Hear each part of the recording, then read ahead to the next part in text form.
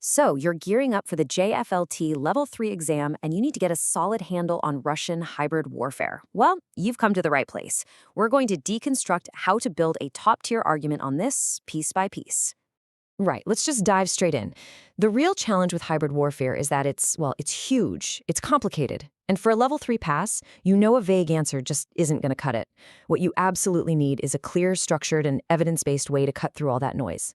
So, think of this less as a simple summary and more like a user's manual for building your argument. We're not just going to throw a bunch of facts at you. We're here to show you how to assemble those facts into the kind of powerful, nuanced arguments that examiners are really looking for. Okay, here's our roadmap. We're going to cover 5 essential building blocks for a really complete analysis. We'll start with the why, the thinking behind Russia's actions.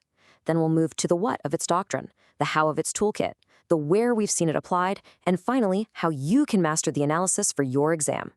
First up, the why. To score top marks, you have to start here, with the foundational worldview that's driving decisions in Moscow. Honestly, without this context, Russia's actions can look totally random or just purely aggressive. But with it, you start to see a very clear and, from their perspective, logical strategy. Russian strategic thinking pretty much rests on these 4 pillars. First, this idea of the near abroad, the belief that former Soviet states are their rightful sphere of influence. Second, a very real perception that NATO expansion isn't defensive, but is actually a strategic encirclement. Third, this deep-seated fear that popular uprisings, the color revolutions, are actually Western-engineered plots to overthrow governments. And finally, this idea that Russia represents a unique civilization, a genuine alternative to Western liberal democracy. And here is an absolutely critical tip for the exam. Your answers need to frame Russian actions within this worldview. The highest scoring analysis will show that from Moscow's point of view, hybrid warfare isn't just about aggression. It's framed as a rational, even defensive response to what they see as constant Western interference. Okay, so that worldview naturally leads us right into Section 2, the what. This is where we look at the actual military and strategic doctrines Russia has developed based on that perspective. You can think of this as the intellectual skeleton holding your entire argument together. Now, Russian military thinking didn't just appear overnight. As you can see on this timeline, it evolved through 4 key phases. From the chaos of the post-Soviet collapse, through a period of reassertion under Putin, then to the massive professionalization of the Serdyukov reforms, and finally landing on the hybrid, high-tech model we see today. This brings us to a really crucial point for a Level 3 pass, the Gerasimov debate. Now, Chief of the General Staff Gerasimov's famous 2013 article wasn't laying out an offensive doctrine. Not at all. It was actually a warning to Russia about what he saw as new Western methods of warfare. The whole Gerasimov doctrine idea was a Western misreading.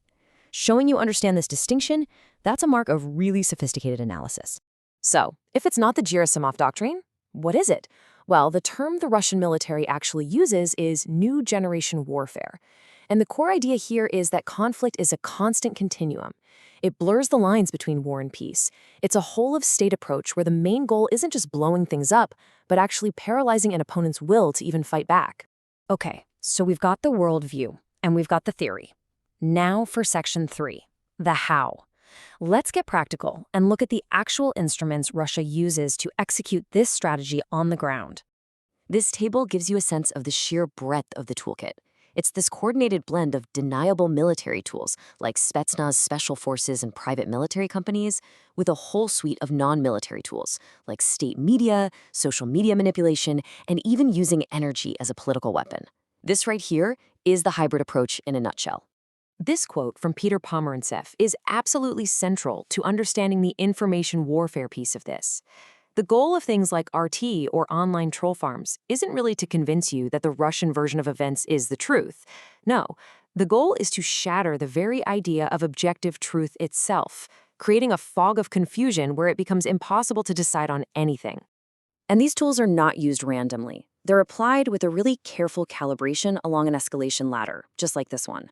Russia often starts with just constant low-level pressure, and it only climbs the ladder to more overt military action when it feels it has to, using the threat of that next step as a powerful deterrent.